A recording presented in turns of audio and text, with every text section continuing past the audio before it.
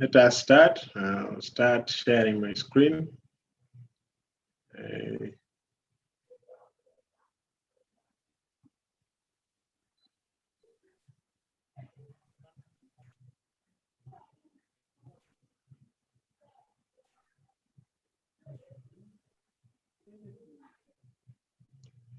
Okay, so I hope everyone is doing well. I hope you've had a good morning, and I hope you have also you enjoyed this lesson. This is Biology Senior 3, and it's brought to you by Yaaka Digital Network. It's a free lesson. Again, I'll share a little bit later on at the end of the lesson about our offers as Yaaka, because the free lessons will be ending on 10th of this month. So that's next week. So you have to know the next steps in case you want to continue having these lessons. I would love to continue being with you here because you're an interesting, very nice group. And I don't want to miss any of you. With that being said, who can remind us on what we looked at last time we met? Who would like to remind us on what we looked at last time we met? Who remembers?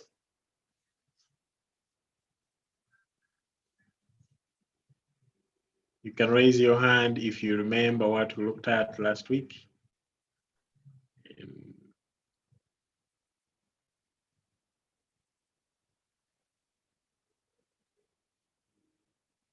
Stella, do you remember?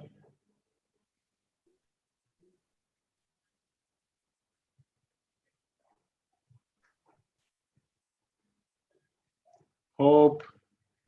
Yes, Hope, tell us. Gaseous exchange in simple organisms. Okay, gaseous exchange in simple organisms. Yeah, we looked at gaseous exchange in a couple of organisms. And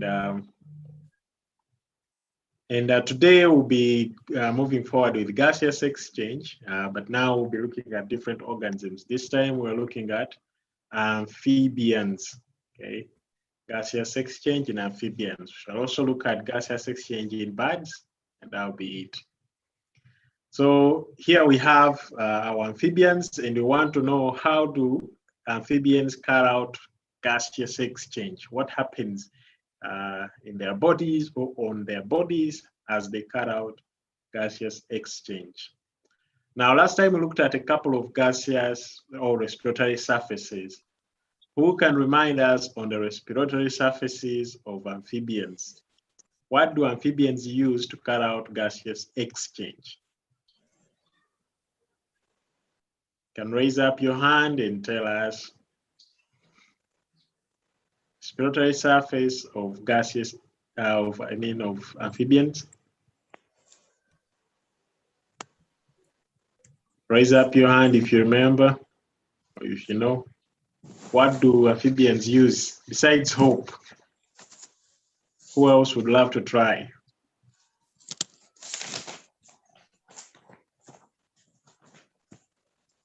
Okay, Brave says moist skin. That is correct. Who else? Yes, Bridget or Giovanni.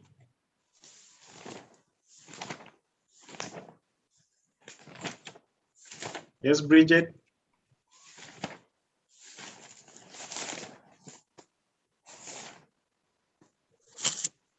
Unmute your audio and speak, Bridget. Buccal cavity. Okay, the buccal cavity, that is correct. And lastly, Hope. Lungs. Lungs, that is correct. So those are the three respiratory surfaces that amphibians use to carry out gaseous exchange. So Brave, Hope, and Bridget, you're all correct. I don't know if that was Giovanni or Bridget, because you're two on the same device, so I'm not sure. But yeah, you're all very correct. Those are the respiratory surfaces in amphibians. I don't know why this one is very happy, smiling seriously. So now the first amphibian we'll look at is the tadpole, because these ones are special. They're like the young ones of frogs and toads. This is a stage in their lifetime when they look like this, and how they carry out gaseous exchange. They use external gills, but later use internal gills as surfaces of gaseous exchange. So for the tadpoles, they utilize the gills. Sometimes at a certain stage they are external, then at a later stage they are internal gills. What they do is they take in water through the mouth, then the water passes over the gills like we saw in the fish last time. The water passes over the gills and then out of the body through the gill slit. Now as the water is passing over the gills, oxygen diffuses into the body of the tadpole, and then carbon dioxide diffuses out into the water that is moving out through the gill slit. Okay, so that's how tadpoles carry out gaseous exchange. They use the gills. Water passes over, there is exchange of gases, and then it passes out of the body. Any questions on this one?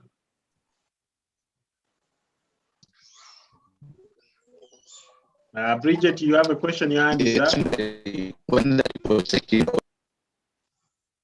Oh, we can't hear you, whoever this is, and make sure you raise your hand so that I can know you're going to speak. Was that Brave? Do you have a question? No. Who was that speaking? Infinix Smart 5? You should rename your device into your name, whoever is Infinix Smart 5.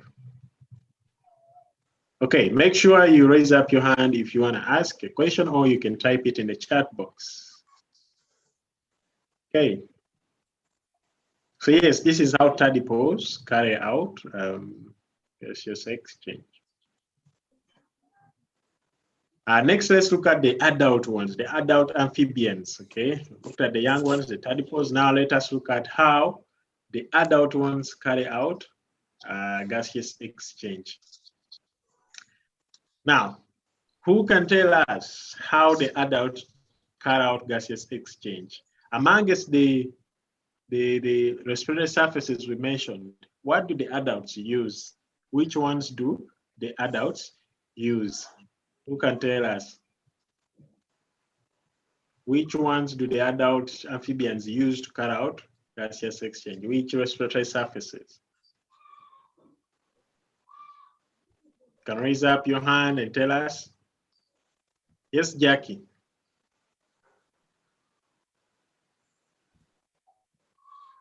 Yes, Jackie. Skin. Unmute your audio and speak.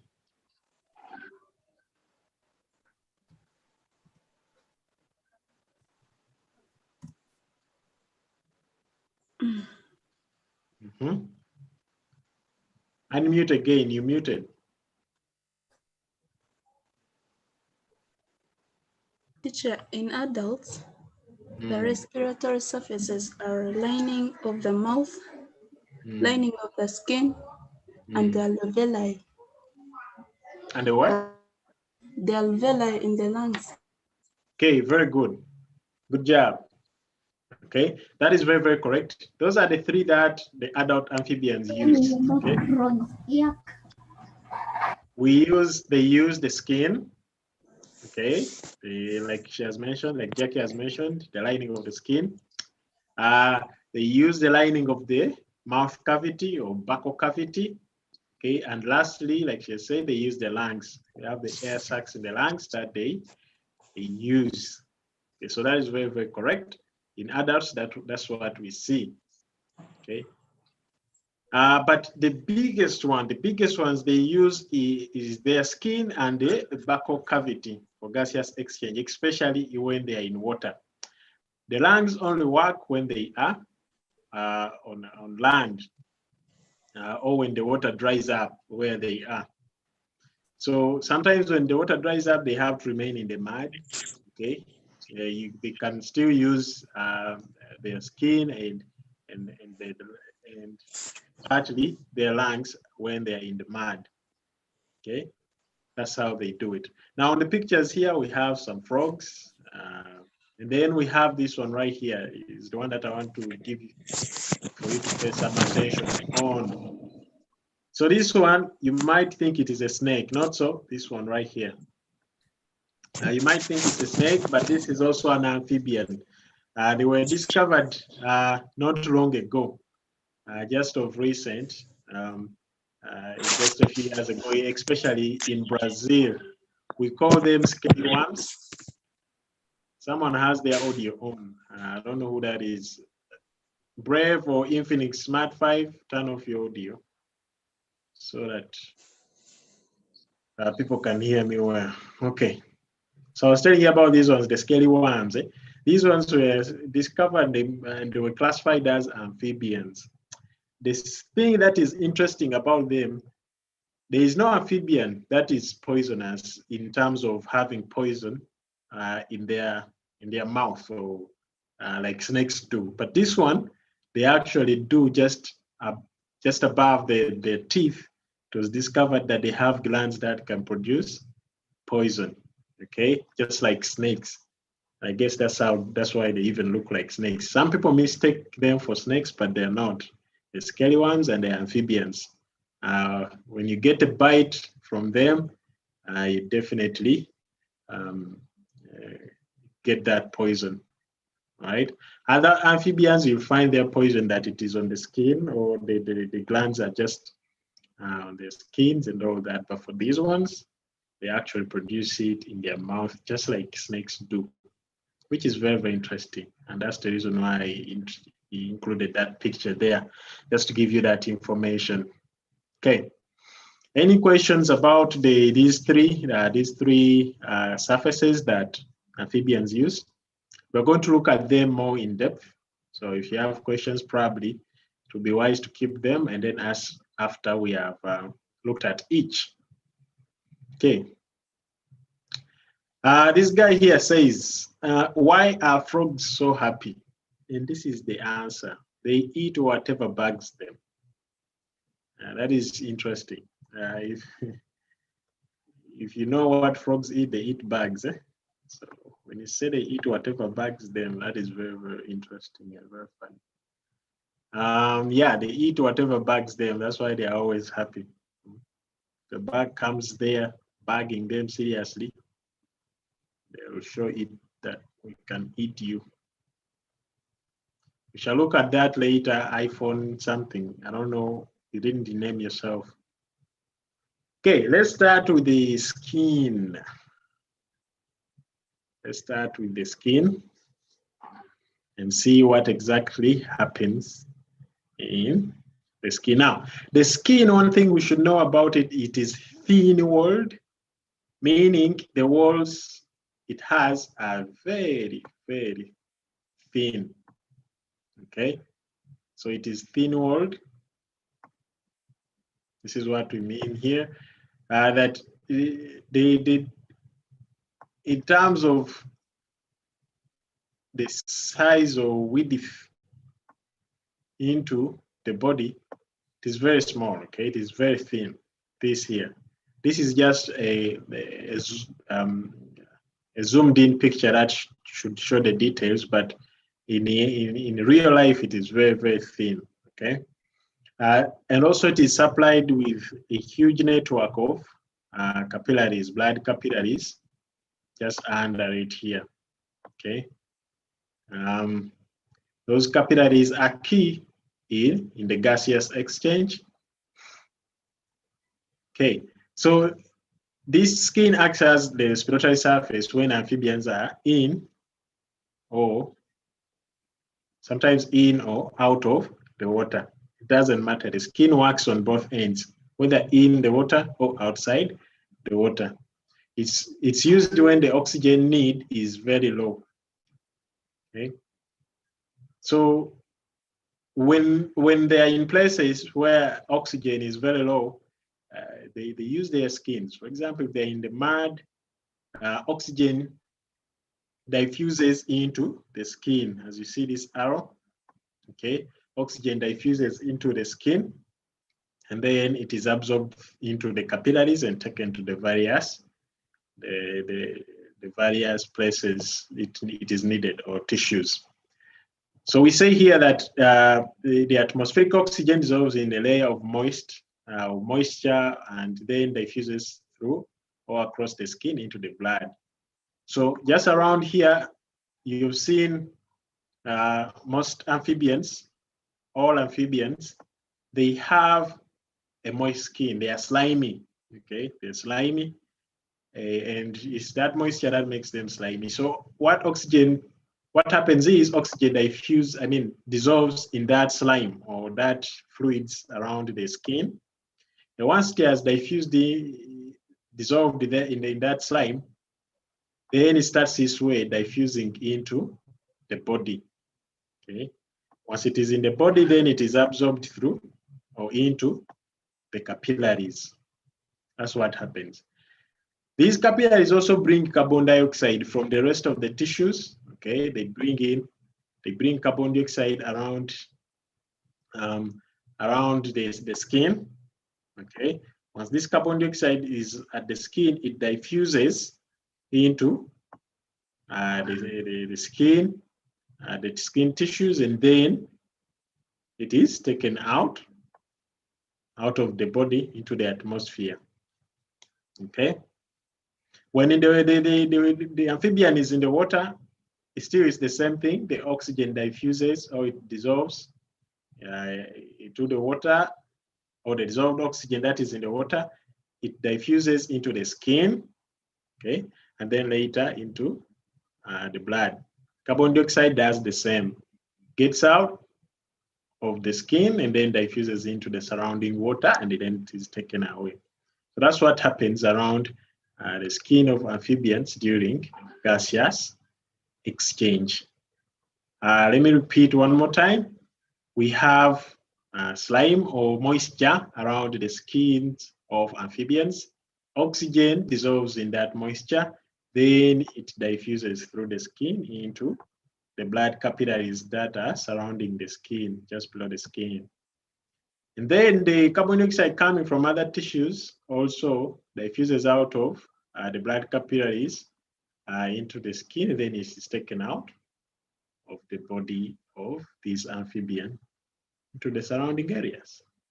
So that's what happens during gaseous exchange in amphibians in the skin. Any questions on this one? Questions on the skin of amphibians? No. Okay, good job. If you have any questions, please remember you can always type them in there or ask. All right, let's look at another respiratory surface and see what happens there. We have the buccal cavity, okay?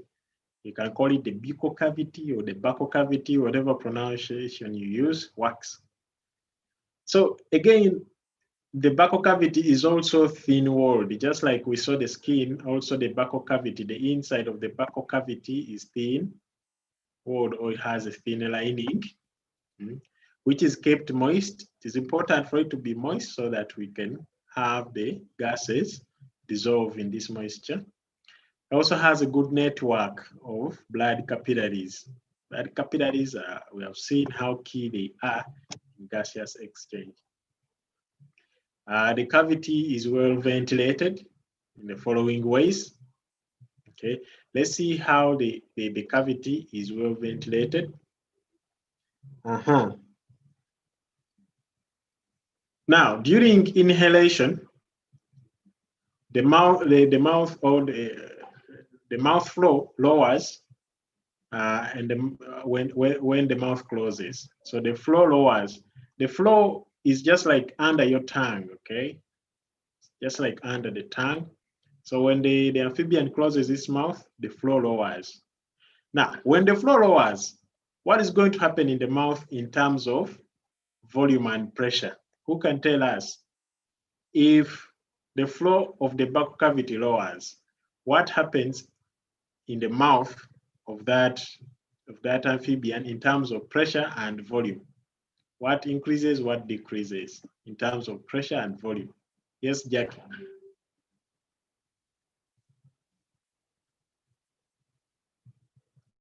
Jackie?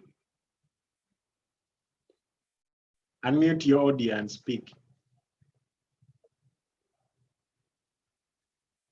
Okay, I don't know if Jackie can hear us. Hope you can go. The volume increases and the pressure reduces within the buccal cavity. Exactly. So when the flow of the mouth lowers, the volume increases. Okay, volume is like increasing in size. So the mouth increases in size, sort of, meaning the volume increases. Every time volume increases, pressure reduces. So that's what happens, as you can see. So there is increase in volume of the buccal cavity, hence reducing the pressure.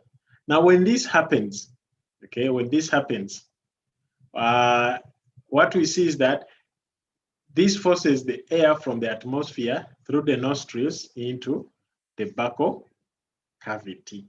That's what happens, right? So air now goes through the nostrils into the buccal cavity. Remember, the buccal cavity has a thin lining, so oxygen diffuses through the thin cavity membrane into the blood, while carbon dioxide diffuses from the blood into the buccal cavity. So there is exchange of gases right there due to the thin cavity membrane, right? That's what happens.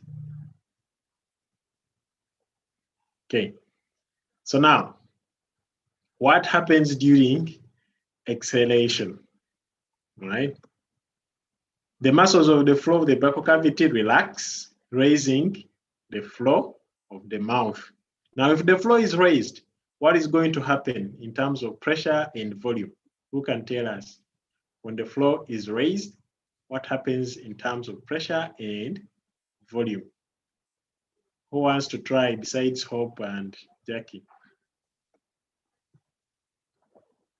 I'll give you a hint. It is, okay. Bridget, tell us.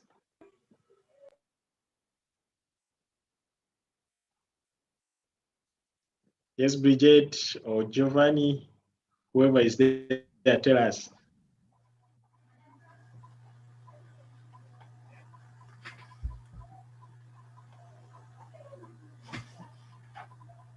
You can speak, your volume is on. The volume lowers and the pressure increases. Exactly, the volume lowers and the pressure increases. That is very correct. Good job. So we can see that happening, okay? This leads to the reduction of volume and increase in pressure within the mouth cavity. Now, once this happens, what next? What happens next? Now we have increase in the pressure in the mouth. What does that cause? Who can tell us? What is the result of that? Besides Jackie and Hope, and besides Bridget, who else wants to try? Someone else? Okay, we have Jeremiah. Yes, Jeremiah.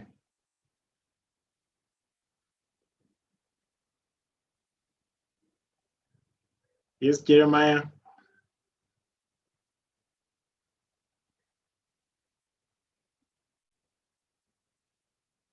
Jeremiah, you had your hand up. Who else wants to try?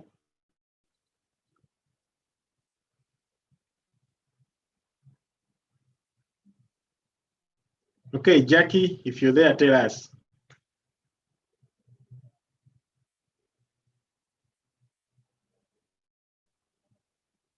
Jackie's off. Okay. Hope, you can go ahead.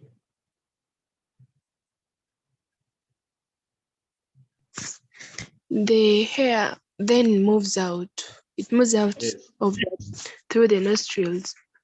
Yes, air moves out through the nostrils. That is very, very correct. Okay, so that's the last thing that happens during exhalation. Air moves out through the nostrils. Very correct. Good job on that. Any questions? on this one? Something you have not understood?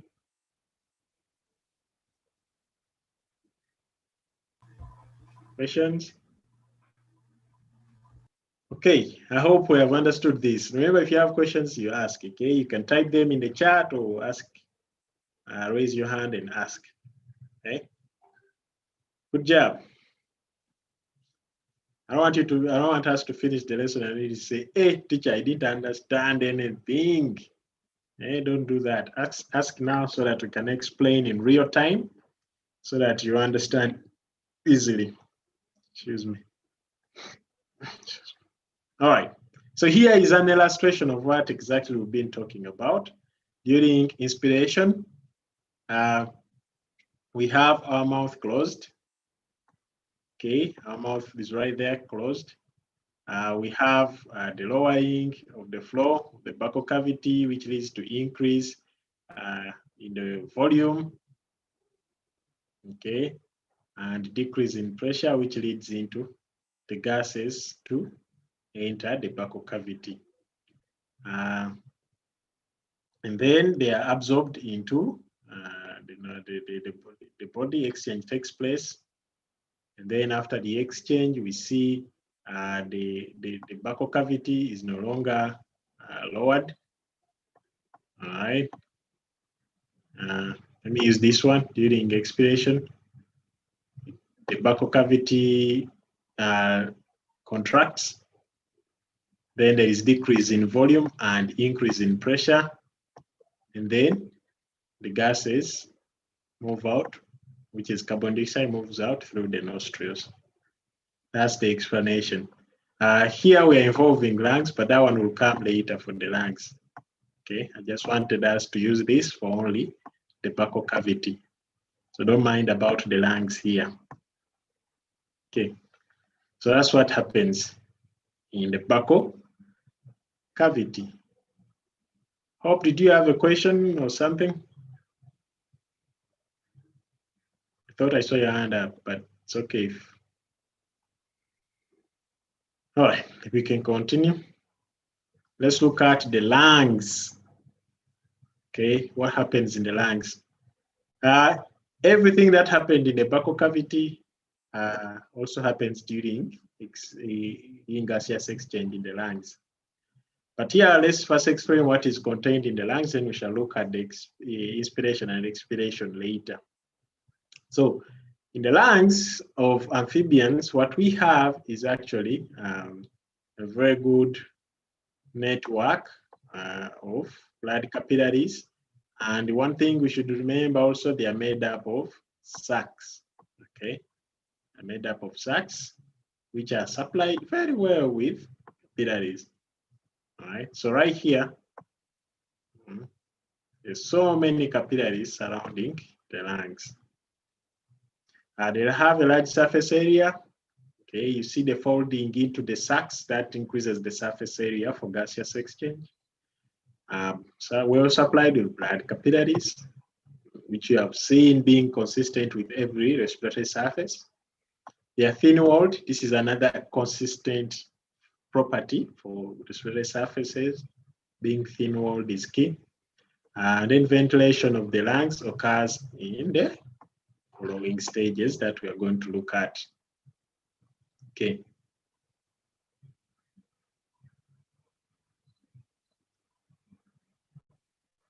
Someone is asking what are nares?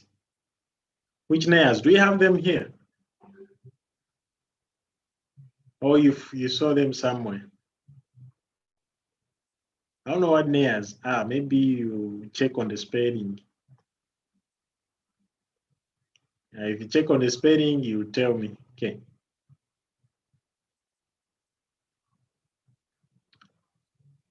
All right, we can continue and see the stages now.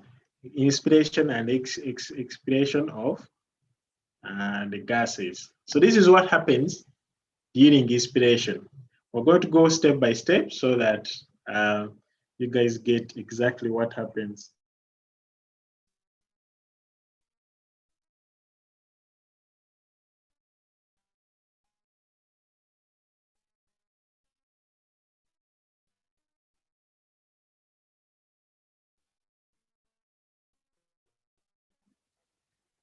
Okay.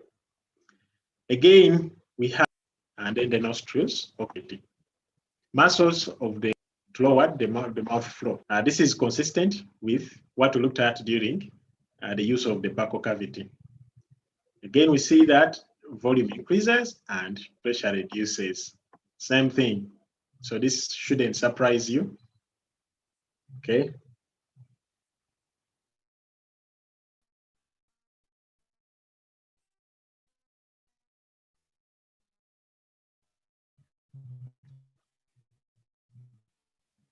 The glottis is like found in the ossophagus human beings. There's no difference. It's the same. Glottis, epiglottis, same.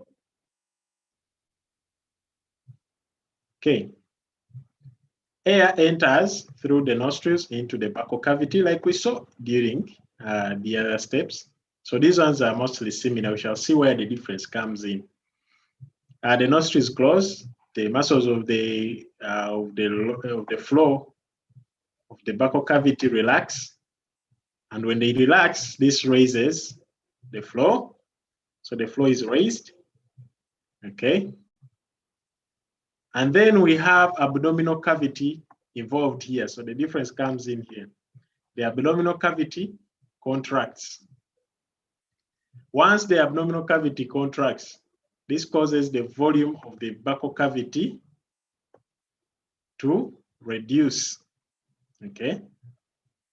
And that of the abdominal cavity increases. Now, if the volume of the buccal cavity reduces and the one of the abdominal cavity increases, this creates a difference in the pressures also. So the pressure of the buccal cavity increases, while that in the lungs decreases. Now, since we have a decreased pressure in the lungs, this opens the glottis. The glottis, again, is that part that works as an opening between the lungs and the buccal cavity, like the way we have our epiglottis. Okay, but this one is found on the other side of the trachea. So air moves from the mouth cavity into the lungs. Oxygen then, if the air is in the lungs, the usual happens. Oxygen diffuses from the lungs into the blood, and then carbon dioxide from the blood into the lungs. That's what happens. Okay. These steps are okay up to here, I'm sure. Up to around here, because these we have looked at up to around here. Those we have looked at while we are looking at the buccal cavity. Now, the difference comes in the abdominal cavity. This abdominal cavity, as if it works as the diaphragm in human beings. The diaphragm is that lining below the lungs, okay? So this is the one that creates the difference in the pressures. It is the key to creating a difference in pressures between the buccal cavity and the lungs. And that difference is the one that leads for the air to get into the lungs, because the pressure in the lungs decreases and that of the buccal cavity is high, since the air is still in there. So gases will always move to the places where there is low pressure. So therefore, in this case, the gases move, or the air moves into the lungs where there is low pressure. So that's the explanation for those few steps. Okay. Any questions on this one before we continue, if you are confused about it? There are very many steps, but like I've said, these ones are similar to the ones we have looked at with the buccal cavity. Only the difference comes in when we introduce the abdominal cavity, which helps in creating the pressure, to reducing or increasing the pressure in the lungs. In inhalation, we see a decrease in the pressure in the lungs, which I'll see in exhalation, the opposite to that. Any questions?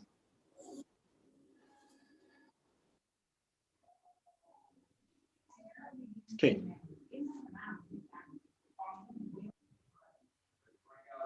Let us continue. Before we go to exhalation, this guy asked amphibians, can you breathe through your lungs? And then amphibians were like, can you breathe through your skin? Okay. So amphibians hate to be told to breathe through the lungs. They prefer the skin, even though the skin they only use it in terms of deficiency. Shamira, do you have a question?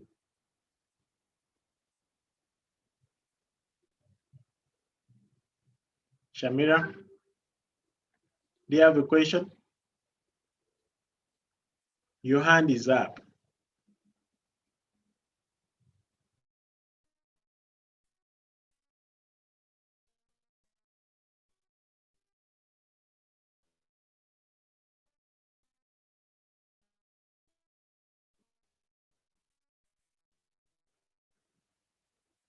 Shamira, if you have a question, you can type it in because you know. Again, in exhalation, we see exhalation, the abdominal muscles relax. The other time they were contracting, now here they relax. Once they relax, this reduces the volume in the lungs. And once the volume in the lungs is reduced, okay, we see that the mouth of the mouth cavity lowers or is lowered to increase its volume, right? Now we have a high pressure in the lungs because its volume has increased, decreased. Now we have a high pressure there in the lungs, but a lower pressure in the buccal cavity. So now we have a difference in pressure again. In the lungs, it is high, and in the buccal cavity, it is low. Once we create that difference, then air moves from where there is high pressure into where there is low pressure. So that means here, air will move from the lungs to the buccal cavity, since there is no pressure there.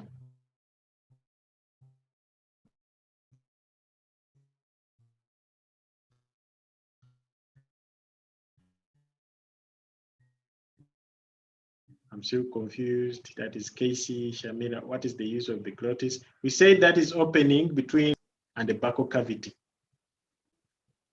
Okay, confused. What are you confused about, Casey? Is it about inhalation or exhalation?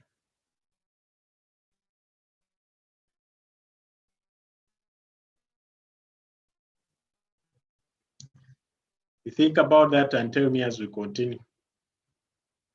So waste air is the difference in pressure being created. High pressure in the lungs, air moves out of the lungs into the buccal cavity. The valve to the lungs, which we call the glottis. Okay, someone who is asking about the glottis, closes. It's the valve that is the opening between, it helps to open between the buccal cavity and the lungs, just like I said. So it closes and then the nostrils open. So once our air is in the buccal cavity, this valve or the glottis helps us to close so that the air doesn't flow back into the lungs. It continues out through the nostrils that will be open.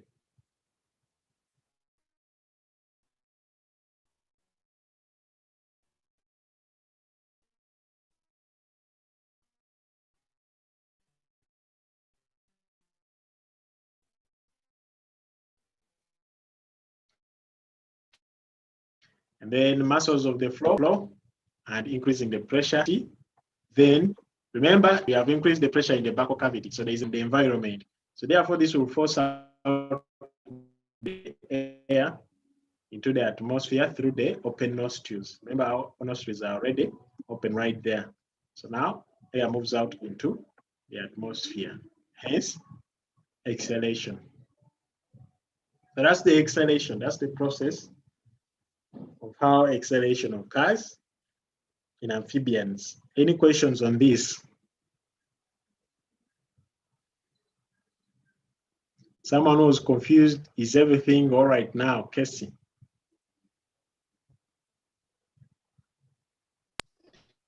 Yes, You we can all always tell good. me or type in the chat I'll also send out these notes for you to review.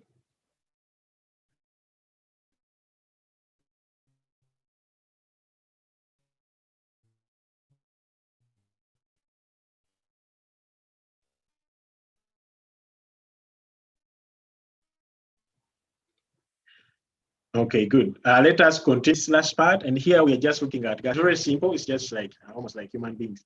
Very, very simple. So I'll take just a few minutes. Okay, Casey says you understand it better now. Okay, good. I'm glad you understand it better now. Okay, so in birds, you see these birds, they need a lot of energy since they're always flying, okay? They're always flying, so they need a lot of energy, or they have a high metabolic rate. This high energy they require also brings about a need to have a lot of oxygen supply, okay? This increases their efficiency, but also they need a very efficient gaseous mechanism, very efficient. It has to be so efficient to provide the energy that the bird requires to fly around due to its high metabolic rate. So they use lungs, which lungs contain air sacs, okay? And during inhalation, air enters through the trachea, bronchus, and the posterior air sacs, and the lungs, then the anterior air sacs, and finally the exterior or atmosphere through the trachea. Let me explain that using this picture here, which is going to work for us very well. So we have air here, okay? It enters through the trachea like this, all right, into the posterior air sacs. Those are the air sacs down below, the posterior air sacs. In the posterior air sacs, we see that there is exchange that takes place, okay? Oxygen gets into the tissues, so the exchange starts exactly here. This is how efficient this system is. Oxygen gets into the tissues, carbon dioxide comes in, all right? But we shall see that where carbon dioxide comes in. Then more air continues into the lungs, okay? These are the main lungs. Still here, there is also exchange taking place, okay, to increase efficiency. Then it gets into, and more air that is available gets its way into the anterior air sacs. These are the air sacs above here. And then there's also still exchange here, oxygen getting into the tissues, and then carbon dioxide coming out. So you see how complex this is. It is how efficiency is increased in gaseous exchange due to these various air sacs, the posterior air sacs, the lungs, and then the anterior air sacs. That's how it works. This highly increases the efficiency of these birds. Then during exhalation, we have to empty the air sacs. Okay, how we do that is air enters into the air sacs. This is carbon dioxide now coming from the muscles, makes its way into the lungs. Okay, then it makes its way into also the anterior air sacs. All right, then it is through the anterior air sacs where it goes into the trachea and then out into the atmosphere. Okay, so that's how carbon dioxide is eliminated from the birds. Again, we see the efficiency in that air quickly, as it is coming through the posterior, exchange is taking place, into the lungs, exchange is taking place, then into the anterior, exchange is taking place, then out into the atmosphere once we have absorbed our carbon dioxide. That's what happens here. Okay. What is the use of the anterior air sacs? Again, the anterior air sacs also work as a surface area for gaseous exchange. As you can see, these arrows indicate oxygen getting into the tissues. And then here we see arrows showing us that carbon dioxide is entering the air sacs. So they are also surfaces for gaseous exchange, but they also help in expiration or the moving of the carbon dioxide. It is where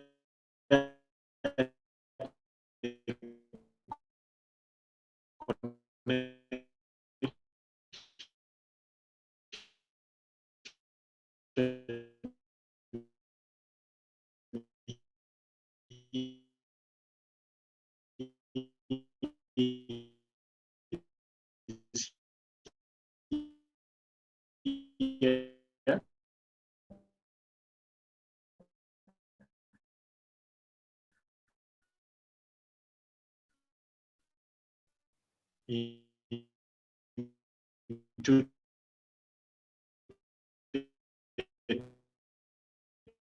trachea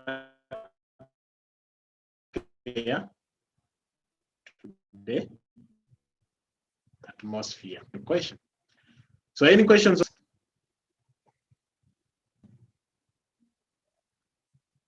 Yeah, that is. My network is dead.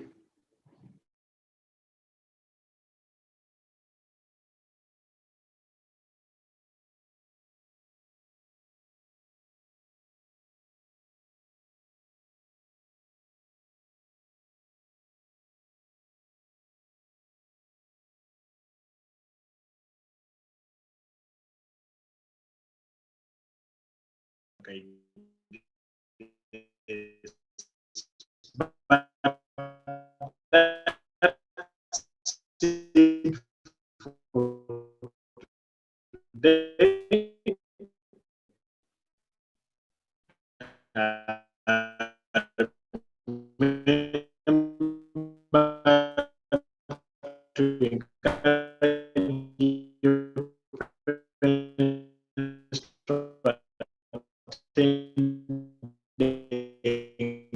Engagements that we're carrying out to explain the importance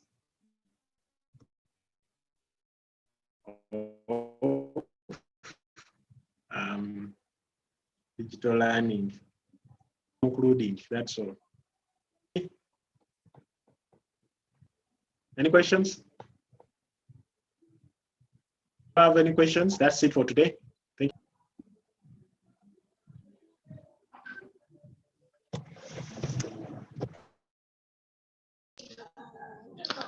Thank you so much, sir.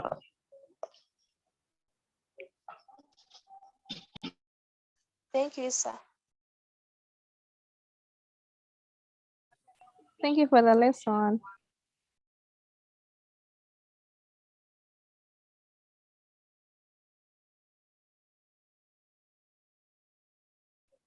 We are thankful for the lesson, sir. Thank you very much for the lesson, sir. Thank you, teacher, for the lesson.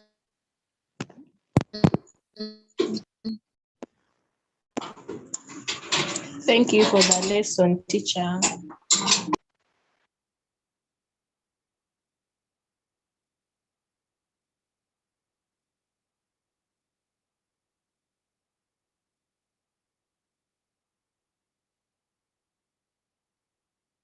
Bye.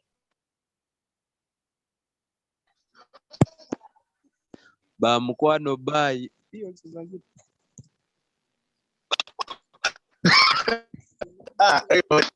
Wait. What?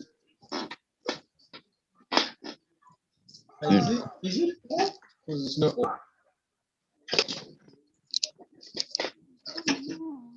It's working. No, you're showing us a video of you walking. No, on my net is zero. Okay. Or someone new. Sawa. Showing us tablet. Sawa.